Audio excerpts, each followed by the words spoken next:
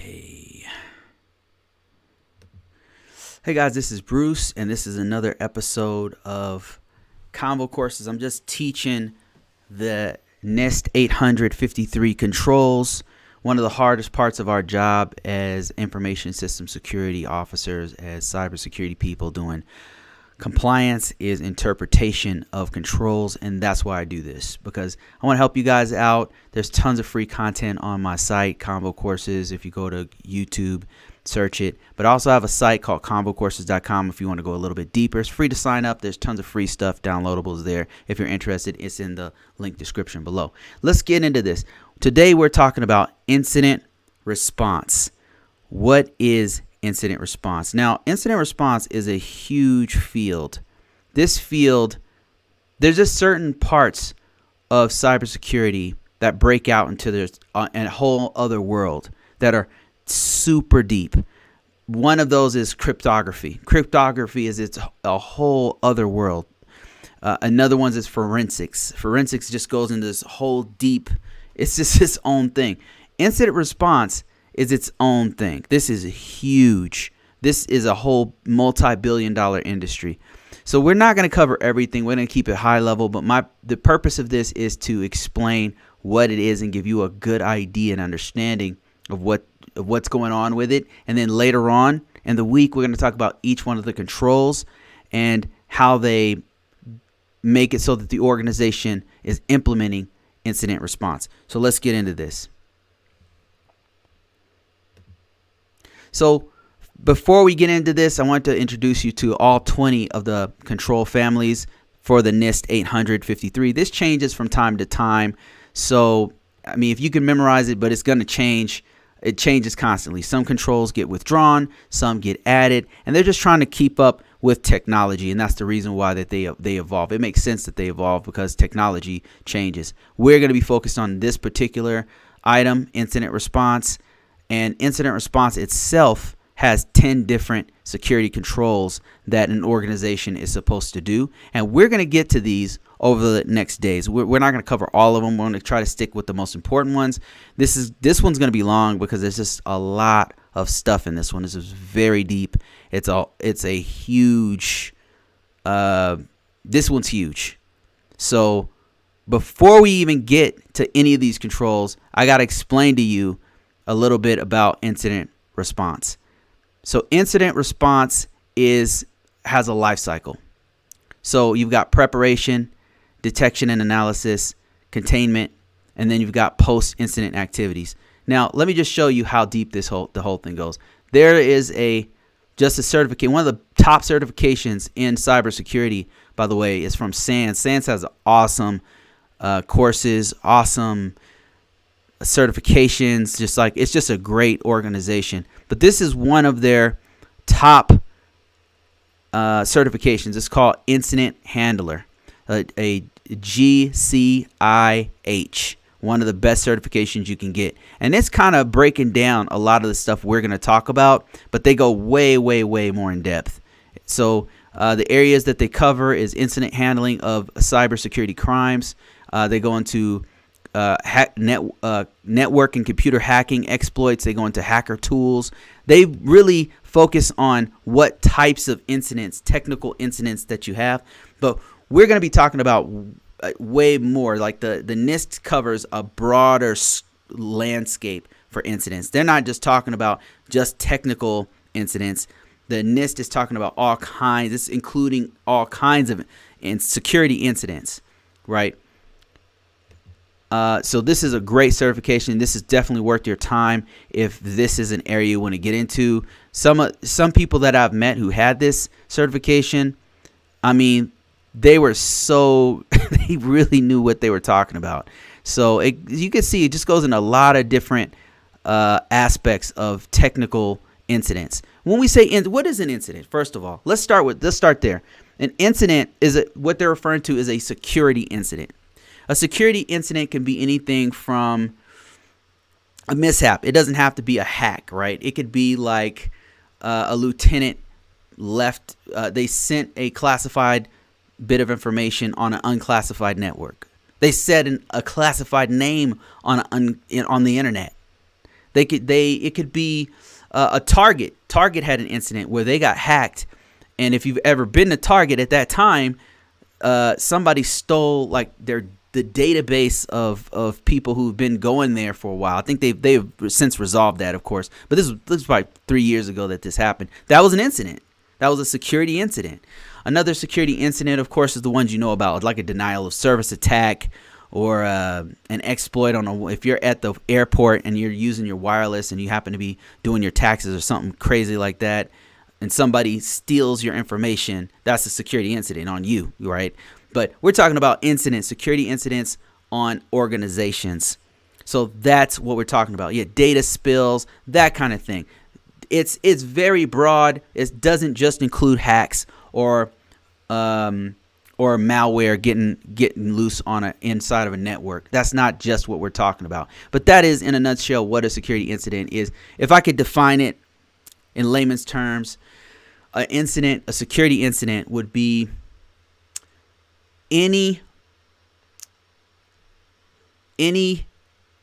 bad activity that is affecting the organization's integrity, confidentiality, and availability of their information. Anything. It could be data spillage, it can be a hack, it could be clicking on a phishing email, suspicious link, and it starts to propagate some kind of a virus. Any of those is an incident.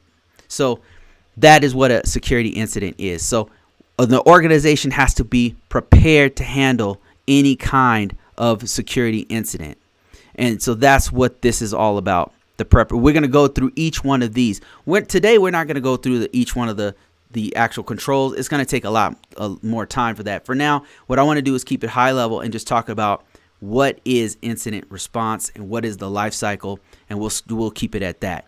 Another thing I would like to point you out to, which we'll keep on referring to, is a document called if you're interested in this, if you happen to be in this field, then you have to know about this one right here. Especially if you're in the federal space doing cybersecurity. This document right here is the NIST 861 version 2, and this walks you through everything I'm about to talk about. Everything. Incident handling. And it's just really preparing your organization to properly handle incident handling, right down to doing the policies. How do you do the response and handling of different types of incidents? It's a really good document. It's a great resource. So that's NIST 861 V2. And if you're interested in knowing more about the certification, you can just go to Google and go to gcia.org, or just type in GCIH, and that'll lead you to the top certification for incident handling that doesn't necessarily go into risk response as a whole, but incident handling, they nail that. Okay, so let's go into what these are. We're going to go through each one of these phases of the life cycle. So I want to explain this in layman's terms. I want you to understand. I want you to walk away having a solid understanding of what incident response is and what the incident response life cycle is all about. And that's the purpose of this. What I want you to notice here is how each one of these cycles, phases of the cycle, feeds into the next and the next. Starting with preparation. The organization has to be prepared before the incident even happens. And then, of course, we have to look for the incidents. How do we know if there's an incident if we don't know that it's even happening, right? So we need to have resources in place and ongoing to find those incidents that are happening in our organization. You do this when you have very important systems and very important information, is where you have a whole team that's all they do is look for threats, look for incidents happening in their organization. It's that important. And then, of course, the next step here is containment and eradication. What do we do when this does happen, right? And then, of course, after it's happened, what do we do to learn from those errors? We're going to go through each one of these, and I'm going to explain it at a high level so that you have a very clear understanding what an organization needs to do, where they need to be at in order to satisfy each one of these phases of this life cycle. Okay, so let's start with this one. I want to give you a layman's term understanding of this. The first step is preparation. So I think of this one kind of like those end of world preppers, those people who think, oh, hey, there's going to be a disaster, and they could be right. They could be totally right. Like this dude is a famous dude in New York who does preparation. He thinks that New York is going to collapse. I don't know why you would live in New York if you thought it was going to collapse, but that's a whole nother topic, right? But anyway, so this dude is prepared. This dude has weapons training, right? Just in case stuff goes down and he has to take care of business. This dude has all of his food packed. He has a bug out bag. It's got a poncho in it. It's got cold weather gear, wet weather gear. This dude is ready. He's got Bowie knives. He's got meals ready to eat. He's probably got a bug out alternate site somewhere, right? This dude is serious, right? That's how your organization has to be. It has to be ready for things to go down. That's what preparation is all about. If I could explain it in the layman's term possible, it's being ready for when stuff hits the fan. Because if you're in a large organization, it's just a matter of time. It will happen. You have to be ready. All right. So what kinds of things do you do as an organization to be ready? Like what, as a cybersecurity person, as an information system security officer, what things need to be going through our mind? What do we need to be looking for to make sure our organization is like this dude who's ready to go? Has his Bowie knife ready, has a way to start fires, has weapons training, probably has martial arts skills. This dude knows what to do, right? He has a satellite phone, everything. So how do we get our organization ready for if something goes down? If we have a security incident, what do we do? So I have a little list here, and it's context. We have to know who to call. Your organization, people in your organization, even users, need to know, who do I call if I see a suspicious link? And normally, for every incident, you have a different set of actions, right? You don't have this one size fit all for every incident, right? If you have a phishing attack, you need to have something ready so that they get a phishing attack, they click a little button, and it sends it to the IR team. It sends it to the SOC or whoever. It sends it to somebody else. If they get a suspicious call, maybe there's a list of things they're supposed to read, and to make sure that if it's a bomb threat or whatever the case may be, you can walk your users through what to do, right? They need to know who to contact and what to do. And that's where the context comes in. And in facilities, if we have to go to an alternate site, is that ready? Do we need an alternate site? Because you might not need one. And if you do have an alternate site, is it a hot site or is it a cold site? Is it like one computer in a closet across the way? Or is it a whole nother site in another state that's already running with a whole separate team of alternate people? Like, what do we have for facilities? What kind of tools do we have in place? Do we have the tools ready to go for every situation? Tools would include things like, antivirus. It might be IPS, like if you have a intrusion protection system. Do we have a SIEM technology that's ready that can actually stop some of that stuff? Do we have the tools in place to be prepared for this stuff? It's kind of think of tools kind of like in every facility you go to, like if you're in Walmart or whatever, they have a fire protection system. Just in case a fire breaks out, they have sprinkler system. They have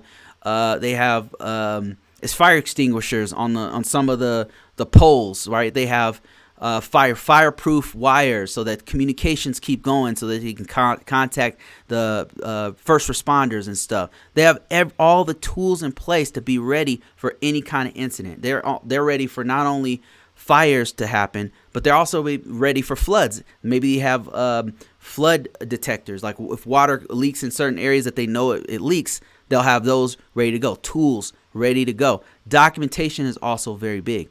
Documentation is like for the purpose of what we're talking about, you might want to document all the ports and protocols and IPs. You might want to have some list where where everything goes. If you lost everything, you could boot up a Linux system from scratch and build that thing off that documentation.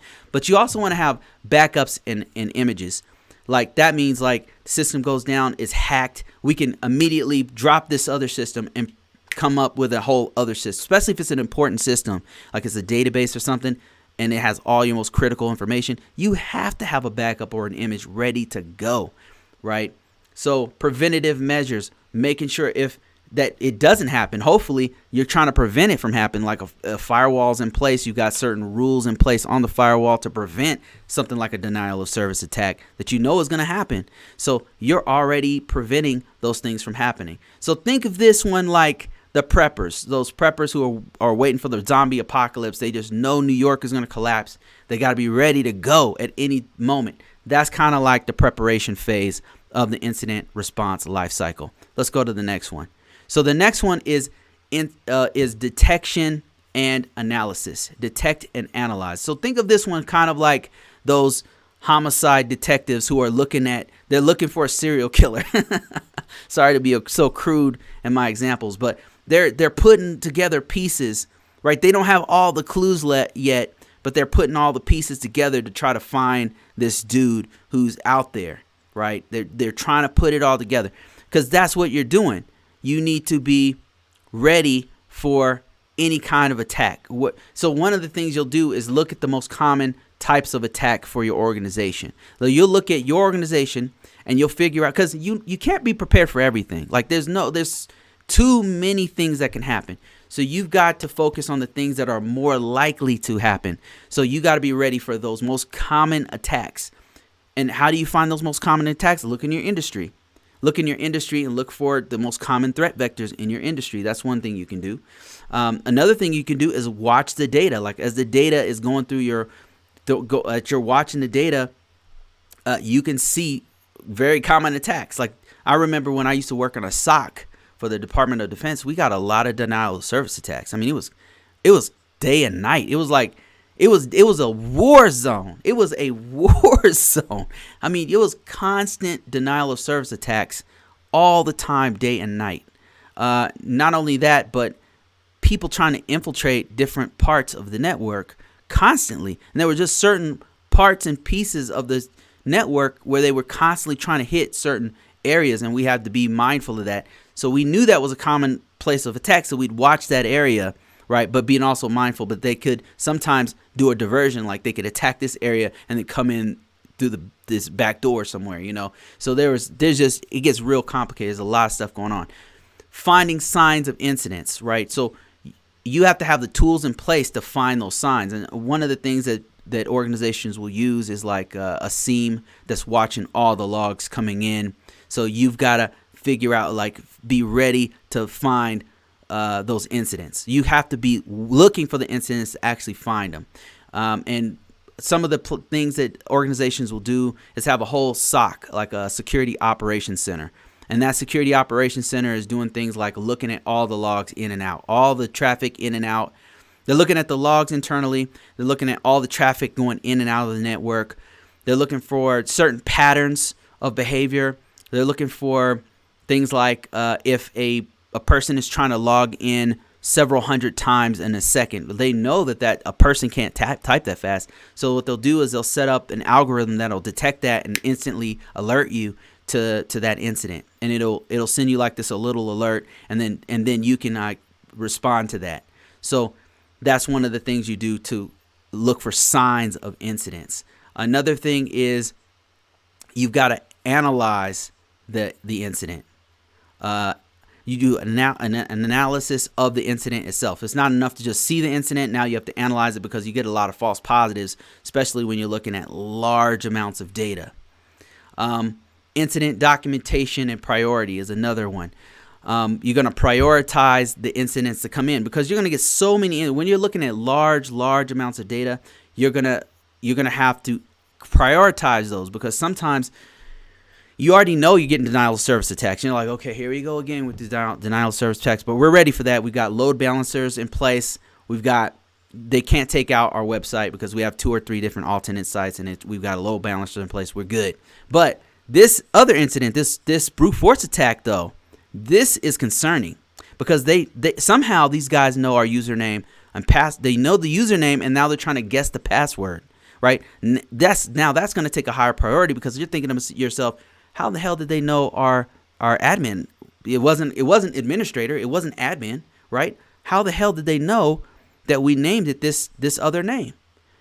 So now you're like, that's the top priority. So that's what we're talking about. We're talking about not only detecting, but analyzing the data that's coming in. So we prepared, right? We have the documents in place. We have everything in place. But now we're detecting everything. We have to have the tools in place to actually detect, and a whole team of specialists to analyze that data that's coming in. Let's go to the next one. The next one is eradication and discovery. Now think of this one.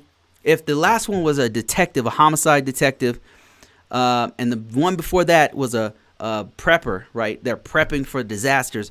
This one, eradication and recovery, is more like first responders, right? Because these guys have a strategy for each type of incident. It's going to be a team of people who's going to respond depending on what type of incident is happening. You might have normally you have an incident response team, and they say, okay, this is we're having a malware attack on the network. How are we going to stop this? Use strategy X, right? And then you have that same team will respond if there's a physical breach. There's a breach in there, and they're notified, but another team will handle it, like your security people, your physical security people, your security guards will handle that, but they need to be, they're in communication with the incident response team.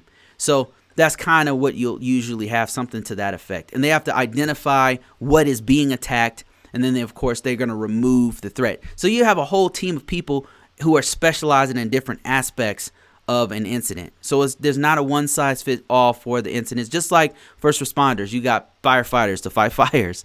You've got the ambulance to do quick treatment of people who have trauma, head trauma or whatever it is. You have the police officers who have to enforce certain laws. So you have first responders who are specialized in different things. And with the eradication, the containment, eradication, and recovery, you have the same kind of thing where you have one team, but you have different aspects and specialists to handle different strategies. So that's kind of how I think of this one. And then the last one of this cycle is, think of this one like meetings, like organization coming together and meeting and figuring out what's going on, right? And you might not even like at this image here that you see up here. It's not probably going to be like that where you're all sitting around at a table. These days everything's remote, so you're probably emailing each other, Zoom calling each other, Skyping each other, or whatever, and you're doing lessons learned, right? And you're doing these meetings where you have all the stakeholders in place, and you're talking about, okay, how did they get in? How can we prevent this from happening again? What was the breach? An analysis of what happened with the breach. How did they get in? How can we prevent it? We need to do training here or there. And then gathering the evidence and retaining the evidence for future use. Because you want a breach, when that happens, when the breach means like your organization is infiltrated, like somebody came into your network and they start doing stuff. They start stealing information or doing whatever, right? That's a breach. That is some valuable information because you have a real world pattern of attack. You know how they got in. You know what happened, man. That is some valuable information you want to hold on to, because you do not want to repeat that lesson again. So you got to make sure that however they came in, you're going to get rid of that weakness. You're going to get rid of that way that they came in. So in the post-incident response, what you're doing is figuring that out, making sure it doesn't happen again, and putting in the long-term fix actions. So that's it for this one, guys. Thank you so much for watching. Tomorrow, what we're going to talk about is the controls. We're going to dive into IR1 policy and procedure. We're going to go into incident response training and some other things. So that's it for this one. Thank you guys again for watching. Let's just see how this goes. I don't know if you're liking the dailies, but I'm going to keep trying it. So talk to you guys.